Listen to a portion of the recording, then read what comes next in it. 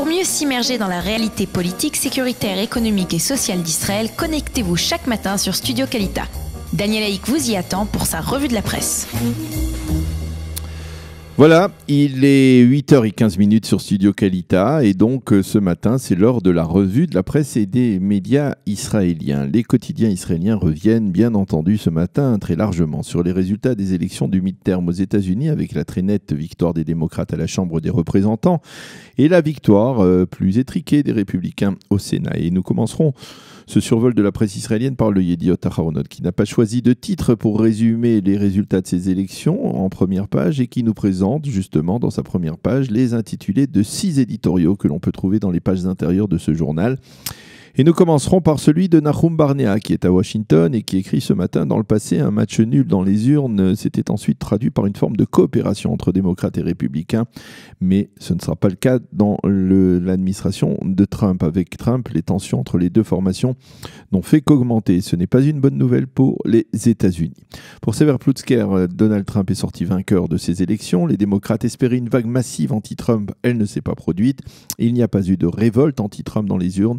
De facto, l'Amérique a donné à Trump la possibilité de poursuivre sa politique jusqu'en 2020.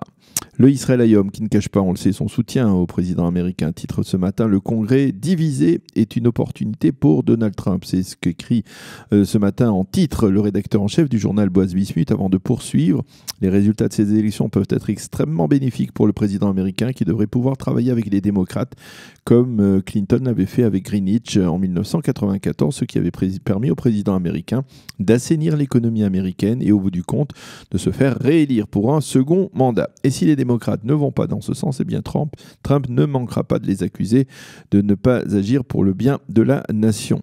Et en marge de cet éditorial, Boaz Bismuth a interviewé également le nouveau gouverneur de Floride, Ron DeSantis, qui affirme qu'il est un ami sincère d'Israël et qu'il promet de lutter contre le BDS de manière agressive. Ron DeSantis affirme que l'une des raisons de son succès est son positionnement en faveur d'Israël, tandis que son challenger, lui, est considéré comme anti-israélien.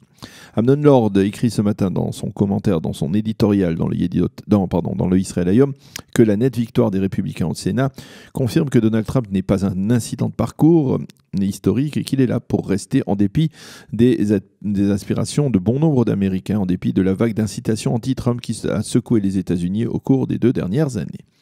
Les journaux soulignent également que la première victime de ces élections du mid-term n'est autre que le procureur général des États-Unis, qui est aussi le ministre de la Justice américain, Jeff Sessions, qui a été contraint par le président américain de démissionner hier. Ce n'est pas une véritable surprise. Il faut rappeler que Donald Trump a plusieurs fois critiqué Jeff Sessions au cours des dernières semaines et des derniers mois pour son refus de vouloir diriger les enquêtes sur les relations entre le président américain et la Russie. Il sera remplacé par celui qui était de facto au cours des derniers mois le véritable procureur, Matthew Whitaker, qui lui semble a priori plus favorable au président américain.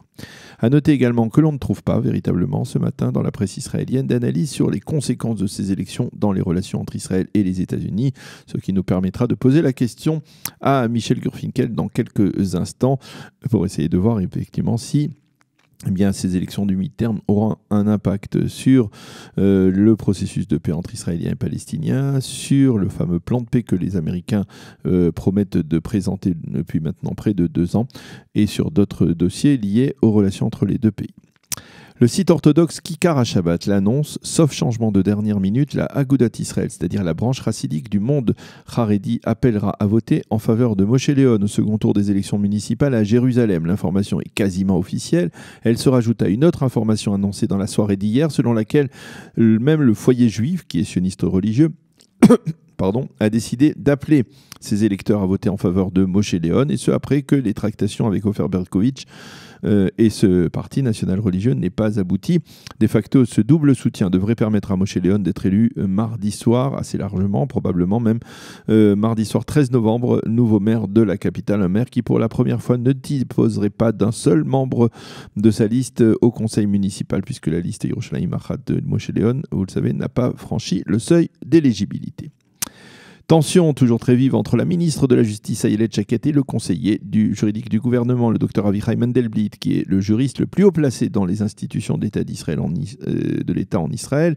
Après que Ayelet Shaked ait exprimé son désir de voir l'adjointe de Mandelblit, Dina Zilber, démissionner de ses fonctions pour avoir adopté un parti pris à caractère politique au sujet de la loi sur la loyauté dans la culture, la loi de Miri Regev, eh bien, le conseiller juridique du gouvernement lui a envoyé une lettre à Ayelet Shaked dans cette lettre, il lui a expliqué que seul lui avait les prérogatives, ou lui seul plus exactement, avait les prérogatives de limoger des hauts fonctionnaires de son bureau, et il ne l'a d'ailleurs pas fait, mais il s'est contenté d'indiquer qu'il allait vérifier les faits et qu'en attendant, Zilber restera en dehors de toute représentation de l'État dans les différentes commissions parlementaires de la Knesset. Dans le Yediot Aharonot, Sima Kadmon explique pourquoi Zilber s'est dressé contre la loi initiée par Miri Regev, et elle semble lui donner raison, mais toujours dans le Yediot, Ben Dror Yemini lui estime qu'il faut limoger Dina Zilber. Shaked doit faire ce qui s'impose, et cela n'a rien à voir ni avec la gauche, ni avec la droite. Elle ne peut pas porter atteinte, Zilber, à l'état de droit, et elle doit donc la limoger pour préserver cet état de droit de toute politisation. Le Israël Hayom cite les propos tenus hier par le ministre des Transports Israël Katz, qui était toujours hier à Muscat, dans la capitale du Sultanat d'Oman. Ma visite est l'expression d'un renforcement du statut de l'État d'Israël sur la scène internationale. Le journal souligne également que le ministre israélien a présenté hier, lors d'une convention internationale qui s'est tenue à Muscat, son vaste projet de chemin de fer de la paix qui doit réunir plusieurs grandes villes des Proches et Moyen-Orient, dont certaines villes israéliennes. Le Maariv nous ramène aux États-Unis. Selon un sondage réalisé par l'organisation gauchiste américaine G Street, 72% des Juifs américains considèrent que le président Donald Trump a une responsabilité dans le massacre de la synagogue de Pittsburgh il y a près de 2 semaines, massacre qui, je vous le rappelle, a coûté la vie à 11 membres de cette communauté Etzraïm de Pittsburgh. 78% des Juifs américains considère que l'antisémitisme aux États-Unis est en nette augmentation. Toujours selon ce sondage, 3/4 des Juifs américains estiment que leur pays devrait prendre une part plus active dans la recherche d'une solution au conflit israélo-palestinien. 67% s'opposent au retrait des États-Unis de l'accord de Vienne sur le nucléaire iranien. Et puisque nous parlons d'antisémitisme, sachez que le Israël Hayom, lui, se fait l'écho ce matin sous la plume d'Eldad Beck d'une enquête qui révèle que 29% des Allemands ont des appréciations à caractère antisémite envers les Juifs et considèrent que les Juifs ne sont par exemple pas honnête. Autre titre toujours lié à l'antisémitisme en Europe, le défilé de l'extrême droite polonaise qui devait marquer le centenaire de l'indépendance de la Pologne a été annulé par les autorités municipales de Varsovie. Le maire de Varsovie a en effet justifié sa décision en affirmant « Nous avons suffisamment souffert de la violence radicale ». Dans le même contexte, on peut dire, le Yediot Aharonot consacre ce matin une double page à relater 2 événements historiques qui nous ramènent à la Shoah et à la création de l'État d'Israël. Ainsi, à l'occasion du 80e anniversaire de la Nuit de Cristal qui interviendra demain, le musée d'Israël va exposer pour la première fois des objets du culte qui ont été vandalisés ou en partie détruits durant cette terrible nuit qui pour beaucoup marque le début de la Shoah des Juifs d'Allemagne et d'Europe.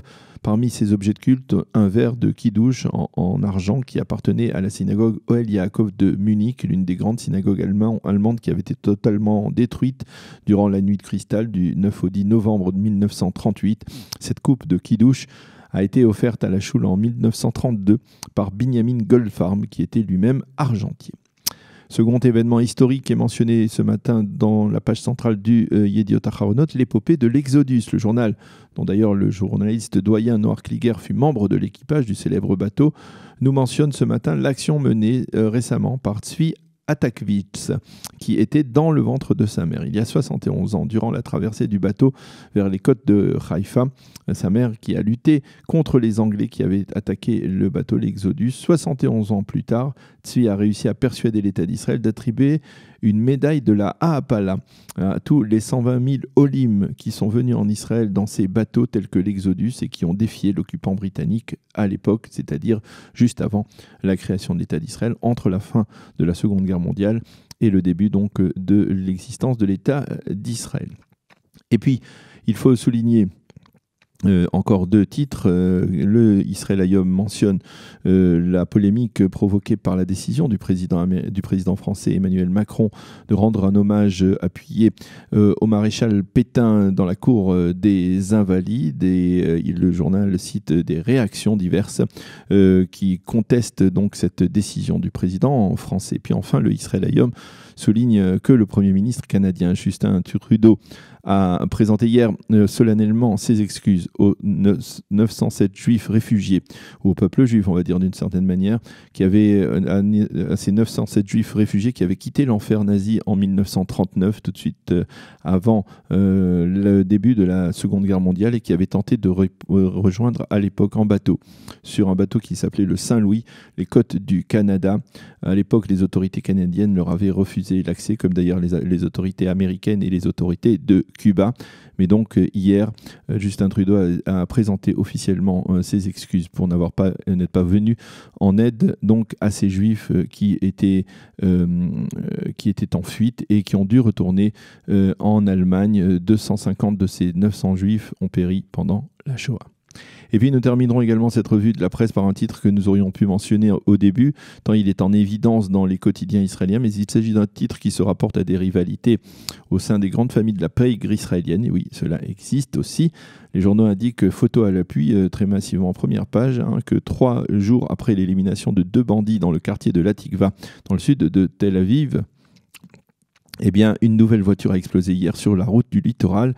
Et il s'agit là encore d'un véhicule d'un bandit israélien qui a été tué dans cette explosion. Au sein de la police, on affirme que la force de dissuasion des autorités sécuritaires israéliennes est en train de s'évaporer envers justement les responsables de la pègre israélien, et les membres de la pègre donc pensent qu'ils peuvent agir comme bon leur semble, ce qui pourrait expliquer donc la multiplication de ces éliminations sommaires en plein Tel Aviv ou sur les autoroutes du pays au cours des dernières semaines. Voilà donc pour ce survol de la presse et des médias israéliens. Il est 8h26.